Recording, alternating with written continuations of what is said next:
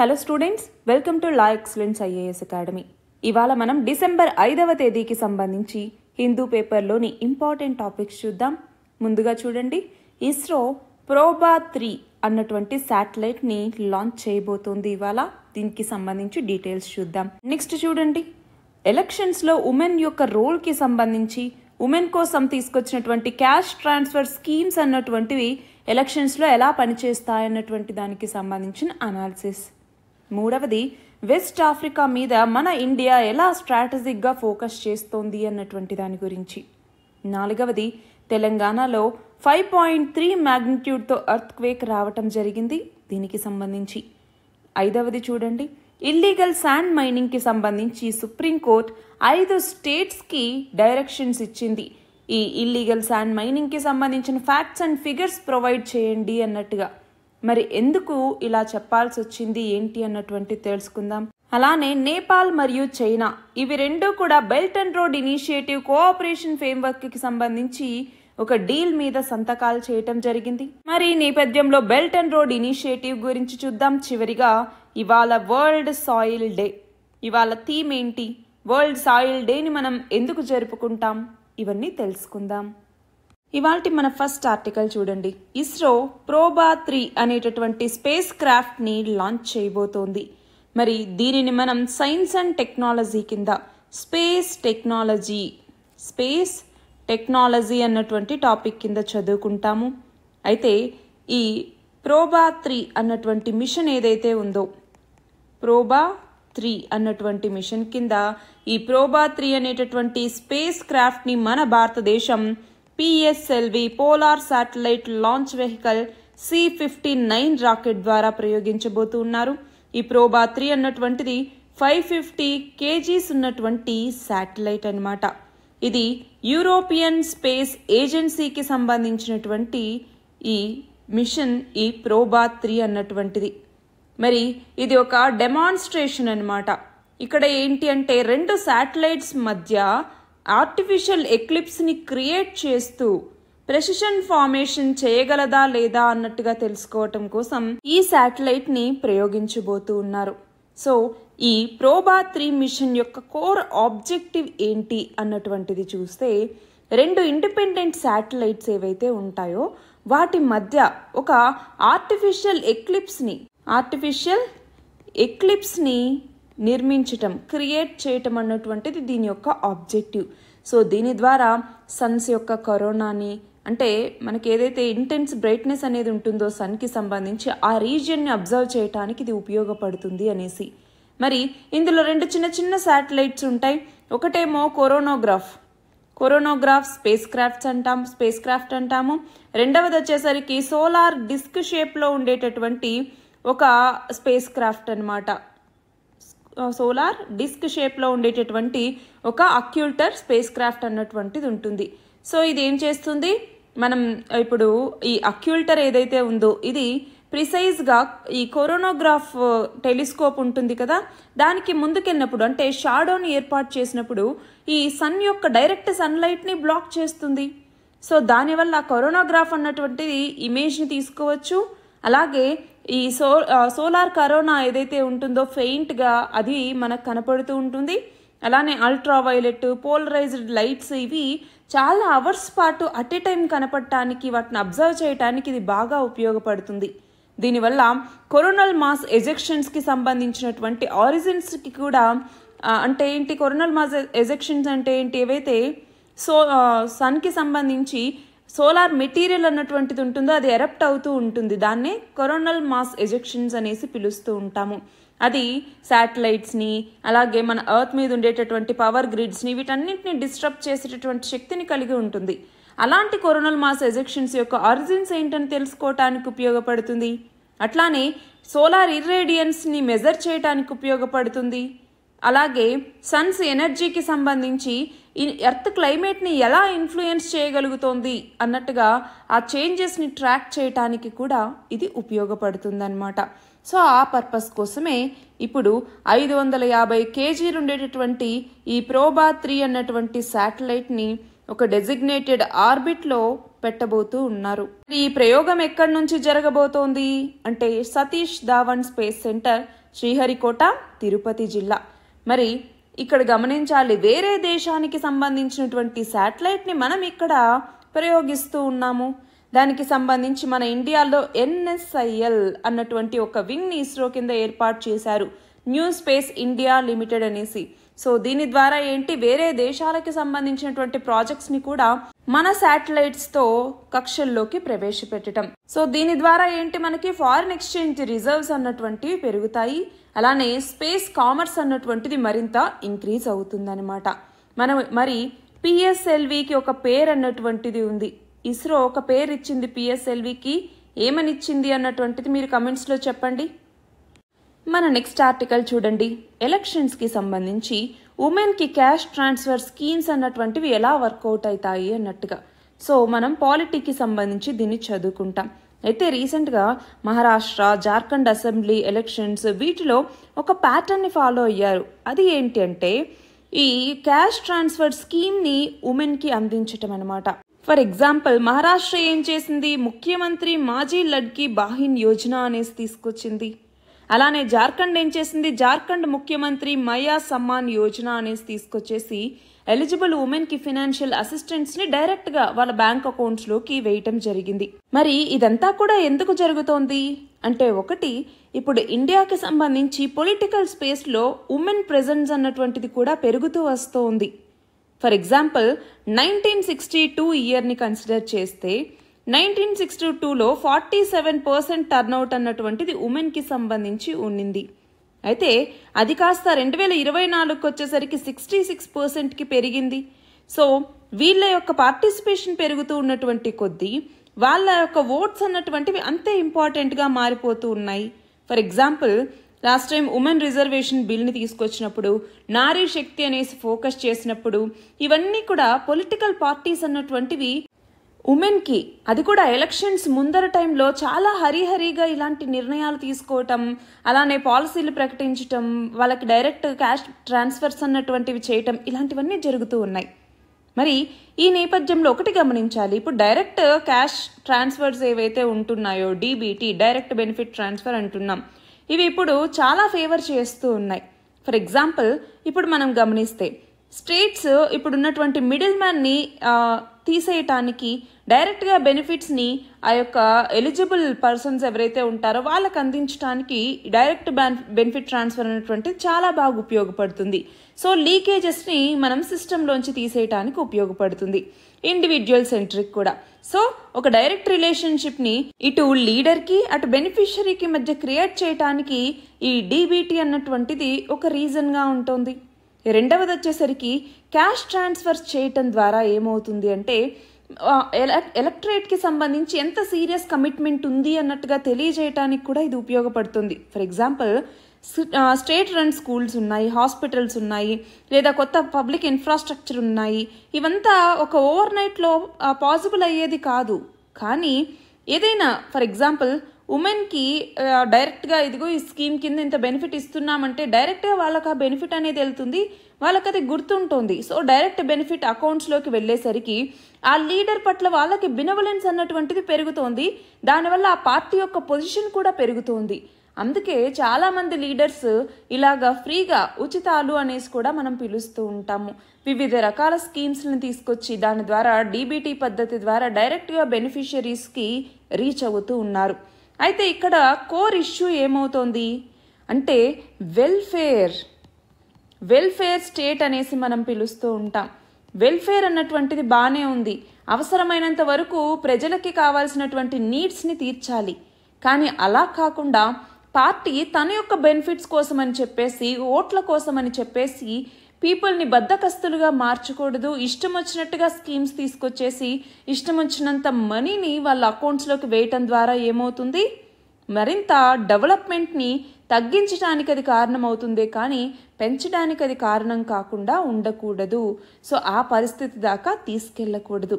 So ఇప్పుడు ఏమవుతోంది, చాలా వరకు ఈ డైరెక్ట్ బెనిఫిట్ ట్రాన్స్ఫర్స్ని ఉమెన్కి ఇవ్వటం ద్వారా పొలిటికల్గా వాళ్ళని ఇన్ఫ్లుయెన్స్ చేయగలుగుతూ ఉన్నారు.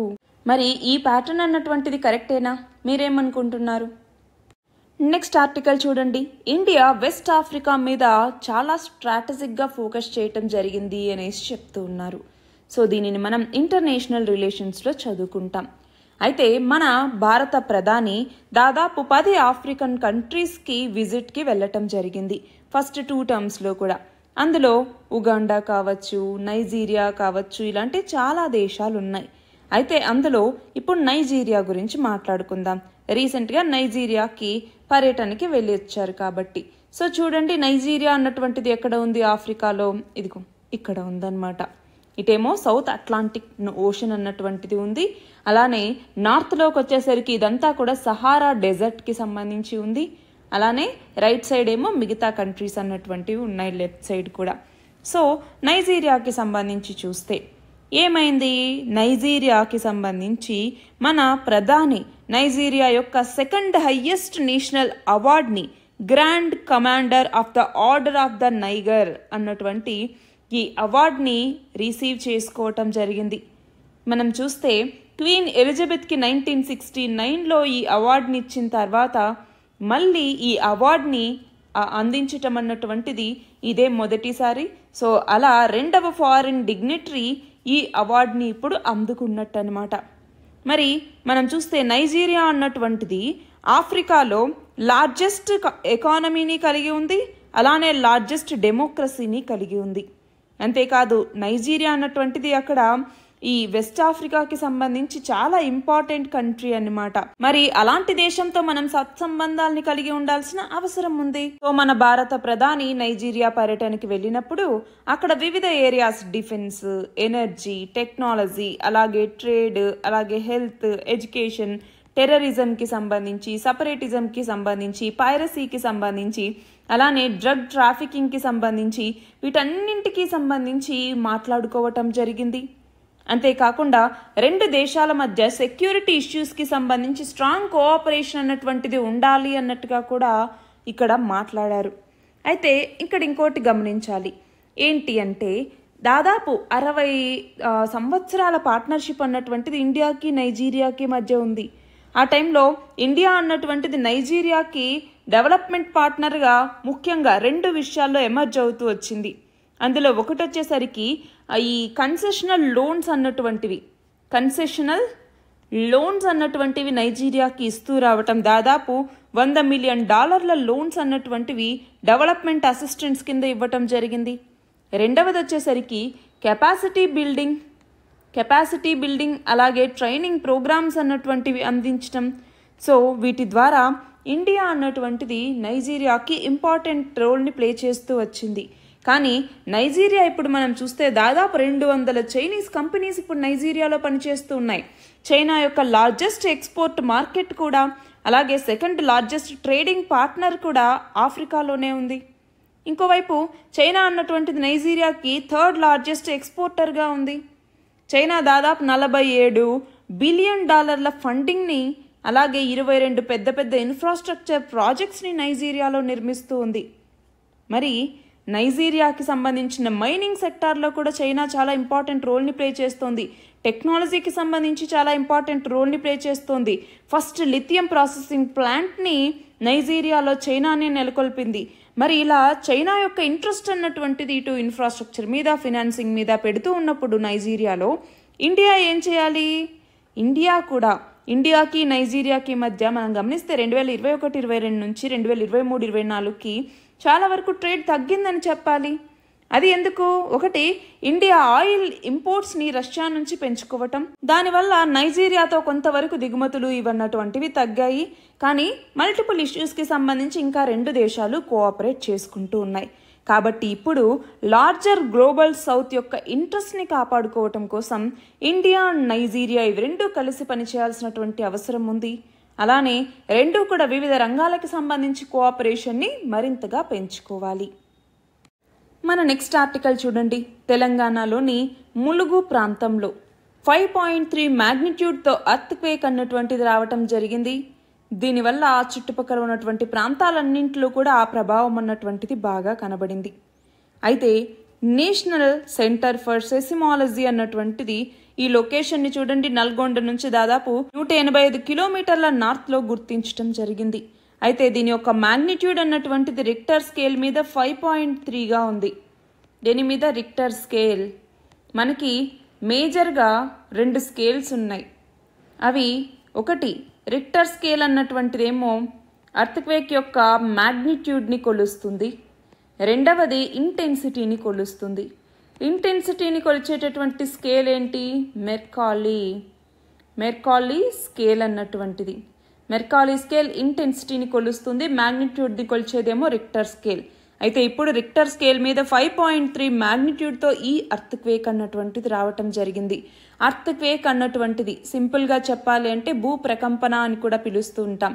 ఏదైనా ఒక చిన్న ఫాల్ట్ దగ్గర ఎనర్జీ రిలీజ్ అయింది అంటే దానివల్ల క్రస్టల్ రాక్స్ అన్నటువంటివి షార్ప్గా బ్రేక్ అయిపోతాయి. సో అది మాత్రమే కాకుండా ఆ రాక్స్ అన్నటువంటి ఆపోజిట్ డైరెక్షన్స్లో మూవ్ అవ్వటం వల్ల ఏమవుతుంది, మనకి అర్త్క్వేక్ అన్నటువంటిది సంభవిస్తుంది. అయితే ఇది చాలా తక్కువ టైంలోనే జరుగుతుంది, కానీ ఆ తక్కువ టైంలోనే చాలా ఇంపాక్ట్ అన్నటువంటిది ఉంటుంది.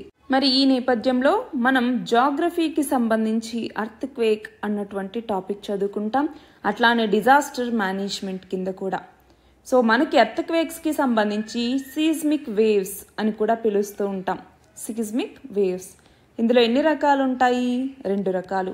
ఒకటి బాడీ వేవ్స్ అనేసి, 2 సర్ఫేస్ వేవ్స్ అనేసి. బాడీ వేవ్స్లో 2 రకాలు, సర్ఫేస్ వేవ్స్లో 2 రకాలు. బాడీ వేవ్స్లోకి వచ్చేసరికి పీ వేవ్స్ అంటాం, అంటే ప్రైమరీ వేవ్స్, ఎందుకంటే ముందు ఇవే ఆరిజినేట్ అవుతాయి కాబట్టి. ఆ తర్వాత ఎస్ వేవ్స్ లేదా సెకండరీ వేవ్స్ అంటాం. ఇవి భూమి లోపల అనమాట, అందుకే బాడీ వేవ్స్ అంటాం. అదే భూమి పైన సర్ఫేస్ వేవ్స్. సో ఇందులో 2 రకాలు. ఒకటి వచ్చేసరికి ఆర్ వేవ్స్ అంటాం లేదా ర్యాలిగ్ వేవ్స్ అనేసి, రెండవది ఎల్ వేవ్స్, లవ్ వేవ్స్ అంటాం. వీటిలో మోస్ట్ డిస్ట్రక్టివ్ ఏంటి? లవ్ వేవ్స్ అన్నటువంటివి. సో వీటికి సంబంధించి ఎఫెక్ట్స్ ఎలా ఉంటాయి? ఇండియాలో అర్త్క్వేక్ జోన్స్, సీజ్మిక్ జోన్స్ అని కూడా అంటూ ఉంటాం. మన ఇండియాలో అసలు ఎన్ని సీజ్మిక్ జోన్స్ ఉన్నాయి చెప్పండి? మొత్తం 4 సీజ్మిక్ జోన్స్ అన్నటువంటివి ఉన్నాయి. సీజ్మిక్ జోన్స్. అందులో తెలంగాణ అన్నటువంటిది ఏ జోన్ కిందికి వస్తుంది? జోన్ 2 కిందికి వస్తుంది, లో రిస్క్ జోన్ కిందికి వస్తుంది. అయితే ఇందులో జోన్ 5 అనేసి, అలానే జోన్ 4 అని చెప్పేసి, అలానే జోన్ 3 అనేసి, అలాగే జోన్ 2 అనేసి, జోన్ 1 అన్నటువంటిది మన దేశంలో లేదనమాట. సో అర్త్క్వేక్కి సంబంధించి ఫ్రీక్వెంట్గా అఫెక్ట్ అయ్యేటటువంటి ప్రదేశాలని బట్టి వాటిని ఇలాగా సీస్మిక్ జోన్స్గా కేటగరైజ్ చేయటం జరుగుతుంది. అయితే మన భారతదేశంలో దాదాపు 59% ల్యాండ్ అన్నటువంటిది సీస్మిక్ హజార్డ్కి సంబంధించి ప్రోన్ జోన్ అన్నమాట. సీస్మిక్ జోన్ మ్యాప్ అన్నటువంటిది ఇవ్వటం జరుగుతుంది. అందులో జోన్ వైజ్గా కేటగరైజ్ చేస్తారు. అయితే ఇప్పుడు వచ్చినటువంటి ఈ ఎర్త్క్వేక్కి సంబంధించి ఫాల్ట్ జోన్ చూడండి, గోదావరి రిఫ్ట్ బేసిన్ అన్నటువంటిది ఫాల్ట్ జోన్. సో అక్కడి నుంచి ఈ ఎర్త్క్వేక్ అన్నటువంటిది స్టార్ట్ అయింది. మన నెక్స్ట్ ఆర్టికల్ చూడండి. సుప్రీంకోర్టు 5 రాష్ట్రాలకి డైరెక్టివ్స్ ఇవ్వటం జరిగింది. ఇల్లీగల్ శాండ్ మైనింగ్కి సంబంధించిన ఫ్యాక్ట్స్ అండ్ ఫిగర్స్ ఏంటో నాకు చెప్పండి అన్నట్టుగా చెప్పింది. మరి ఇక్కడ ఏమవుతోంది అంటే ఇల్లీగల్ శాండ్ మైనింగ్ అన్నటువంటిది జరుగుతోంది. సో అక్కడ ఎక్స్ప్లాయిటేషన్ జరుగుతోంది అన్నట్టుగా కేసు సుప్రీంకోర్టుకి వెళ్తే ఆ నేపథ్యంలో చీఫ్ జస్టిస్ అయినటువంటి సంజీవ్ ఖన్నా ఈయన ఏమన్నారు, ఈ ఇల్లీగల్ శాండ్ మైనింగ్కి సంబంధించి ఫర్ ఎగ్జాంపుల్ ఇప్పుడు రివర్ శాండ్ కావచ్చు, బీచ్ శాండ్ కావచ్చు, వీటిలో ఇల్లీగల్ మైనింగ్ అన్నటువంటిది చాలా జరుగుతుంది. దానివల్ల ఎకనామిక్ ఇంబ్యాలెన్స్ అన్నటువంటిది వస్తుంది, వాటర్ టేబుల్లో డిస్టర్బెన్స్ అన్నటువంటిది వస్తుంది, ల్యాండ్ డిగ్రేడేషన్ అన్నటువంటిది అవుతుంది. ఫర్ ఎగ్జాంపుల్ ఇక్కడ కేసు అయితే తమిళనాడు, మహారాష్ట్ర, ఏపీ, పంజాబ్, మధ్యప్రదేశ్ వీటన్నిటిలో ఇల్లీగల్ శాండ్ మైనింగ్ వల్ల ఈ 5 స్టేట్స్లో చాలా ఎక్కువ ఇల్లీగల్ శాండ్ మైనింగ్ జరుగుతుంది. దాని అన్నింటి వల్ల అక్కడ ఈ ఎకలాజికల్ ఇంబ్యాలెన్స్ జరుగుతుంది అన్నట్టుగా సుప్రీంకోర్టులో కేసు వెళ్తే మరి ఈ 5 రాష్ట్రాలని ఏ 5 రాష్ట్రాలు? తమిళనాడు, మహారాష్ట్ర, ఆంధ్రప్రదేశ్, పంజాబ్, అలాగే మధ్యప్రదేశ్, ఈ 5 రాష్ట్రాలకి కూడా ఇల్లీగల్ శాండ్ మైనింగ్కి సంబంధించిన ఫ్యాక్ట్స్ అండ్ ఫిగర్స్ అన్నీ మాకు ప్రొవైడ్ చేయండి అన్నట్టుగా సుప్రీంకోర్టు ఆదేశాలు ఇవ్వటం జరిగింది. అయితే ఇక్కడ ఇంకొకటి గమనించాలి, అన్సైంటిఫిక్ మైనింగ్ అన్నటువంటిది జరుగుతోంది. దానివల్ల కూడా ల్యాండ్ డిగ్రేడేషన్ జరుగుతోంది, టోపోగ్రాఫికల్ డిజార్డర్ అన్నటువంటిది, అలాగే ల్యాండ్ యూజ్ ప్యాటర్న్స్ డ్యామేజ్ అవుతూ ఉన్నాయి మైనింగ్ రీజియన్స్లో అన్నట్టుగా పిటిషనర్ ఇక్కడ పిటిషన్ని వేయటం జరిగింది. సో ఇంకోటి ఇక్కడ చూడండి, డిస్క్రిమినేట్ మైనింగ్ అన్నటువంటిది గోదావరి, కృష్ణ, పెన్న, మహానది, తుంగభద్ర, వంశధార, అలాగే బాహుదా నది, అలాగే మహేంద్ర తనయా రివర్స్, వీటన్నింటిలోనూ ఆంధ్రప్రదేశ్లో జరుగుతోంది అన్నట్టుగా కూడా ఈ పిటిషన్ చెప్తూ వస్తోంది. తమిళనాడులో కూడా tons of beach sand mining అన్నటువంటిది 1 crore సంబంధించి ఇల్లీగల్ మైనింగ్ జరుగుతోంది. తిరునల్వేలి, తూత్తుకుడి, అలానే కన్యాకుమారి, వీటన్నింటి డిస్ట్రిక్ట్స్లో అన్నట్టుగా పిటిషన్ చెప్తే ముందు మీ 5 రాష్ట్రాలు కూడా ఇల్లీగల్ శాండ్ మైనింగ్కి సంబంధించిన ఫ్యాక్ట్స్ అండ్ ఫిగర్స్ అన్నీ మాకు ప్రొవైడ్ చేయండి అన్నట్టుగా సుప్రీంకోర్టు డైరెక్షన్స్ ఇచ్చింది. మరి ఈ నేపథ్యంలో ఒకటి చెప్పండి, మన సుప్రీంకోర్టు అన్నటువంటిది ఇచ్చే తీర్పు ఏదైనా కూడా మిగతా కింద ఉన్నటువంటి అన్ని కోర్ట్స్ కూడా దాన్ని ఒబే చేసి తీరాలి అన్నట్టుగా, అంటే ఆ తీర్పు అన్నటువంటిది లా ఏదైతే డిక్లేర్ చేస్తుందో సుప్రీంకోర్టు అన్నటువంటిది అది మిగతా కోర్ట్స్ మీద బైండింగ్ అయి ఉంటుంది అని తెలిపేటటువంటి మన భారత రాజ్యాంగంలోని ఆర్టికల్ అధికరణ ఎన్నవది అన్నటువంటిది మీరు కమెంట్స్లో చెప్పండి. మన నెక్స్ట్ ఆర్టికల్ చూడండి, నేపాల్ మరియు చైనా ఇవి రెండు కూడా belt and road initiative cooperation ఫ్రేమ్వర్క్కి సంబంధించినటువంటి డీల్ మీద సంతకాలు చేయటం జరిగింది. సో ఈ కంటెక్స్లో ఇంటర్నేషనల్ రిలేషన్స్ కింద దీన్ని మనం చదువుకుంటాం. ఇక్కడ ఒకటి గమనించాల్సింది ఏంటి, మన బార్డరింగ్ కంట్రీ నేపాల్ అన్నటువంటిది. మరి నేపాల్ ఇప్పుడు చైనాతో సత్సంబంధాలకు వెళ్తోంది. అంతేకాకుండా చూడండి ఇక్కడ డీల్స్ చేసుకుంటూ ఉండటం వల్ల మనకు ఎలాంటి థ్రెట్ ఉంటుంది అన్నటువంటి కంటెక్స్ట్లో మనం సెక్యూరిటీ పరంగా ఈ టాపిక్ని లింక్ చేసుకుంటాము. రెండవది వచ్చేసరికి ఏంటి అంటే చైనా తీసుకొచ్చినటువంటి బెల్ట్ అండ్ రోడ్ ఇనిషియేటివ్ ఏదైతే ఉందో దీనికి సంబంధించి కూడా మనం చదువుకుంటాం. సో ఫస్ట్ చెప్పండి, బెల్ట్ అండ్ రోడ్ ఇనిషియేటివ్కి సంబంధించి బెల్ట్ అండ్ రోడ్ ఇనిషియేటివ్ని ఎప్పుడు తీసుకొచ్చారు? 2013లో. ఎందుకు అంటే గ్లోబల్ ట్రేడ్ మరియు ఇన్ఫ్రాస్ట్రక్చర్ డెవలప్మెంట్ని తీసుకురావాలన్నటువంటి ఉద్దేశంతో 1 Belt 1 Road అన్నటువంటి ఈ స్కీమ్ని తీసుకురావటం జరిగింది. మరి దీని కింద 2 ఉంటాయి. ఒకటి ఏంటి, road infrastructure, road economic belt అన్నటువంటిది. రెండవది వచ్చేసరికి మ్యారిటైమ్ సిల్క్ రోడ్ ఇనిషియేటివ్ అన్నటువంటిది. సో ఈ రెండింటిని తీసుకొచ్చారు. అయితే ఈ బెల్ట్ అండ్ రోడ్ ఇనిషియేటివ్ ద్వారా గ్లోబల్ కనెక్టివిటీ మరియు కోఆపరేషన్ని పెంచుకుంటూ డెవలప్మెంట్ స్ట్రాటజీస్ని ఫాలో అవుతూ వస్తోంది చైనా. మరి దీని ద్వారా south east Asia, central Asia, Gulf region, Africa, Europe వీటన్నిటినీ కూడా ల్యాండ్ మరియు సీ రూట్స్తో కలుపుతూ వస్తుంది. స్టార్టింగ్లో 1 Belt 1 Road అన్నారు, దాని తర్వాత దాన్ని బెల్ట్ అండ్ రోడ్ ఇనిషియేటివ్ అన్నట్టుగా మార్చడం జరిగింది. అయితే దీని కింద ఆబ్జెక్టివ్ ఏంటి, ఒకటి వచ్చేసరికి ఇంటర్నేషనల్ కనెక్టివిటీని ఎన్హాన్స్ చేసుకుంటూ రావటం. అంటే ఏంటి, ఇక్కడ రోడ్డు, అలాగే రైలు, అలానే మిగతా ప్రాజెక్ట్స్, హైవేస్ కావచ్చు, ఎనర్జీ ఇన్ఫ్రాస్ట్రక్చర్స్ కావచ్చు, ఇలాంటి వాటన్నింటినీ పెంచుకుంటూ రావటం. దీని ద్వారా ఏంటి, ట్రేడ్ మరియు ఎకనామిక్ కోఆపరేషన్ని పెంచుకుంటూ రావాలి అన్నటువంటి దీని యొక్క ఉద్దేశం. సో దీని కింద జాగ్రఫిక్ కారిడార్స్ని నిర్మిస్తూ వస్తుంది. For example silk road economic బెల్ట్కి సంబంధించి 6 కీ కారిడార్స్ అన్నటువంటి ఉన్నాయన్నమాట.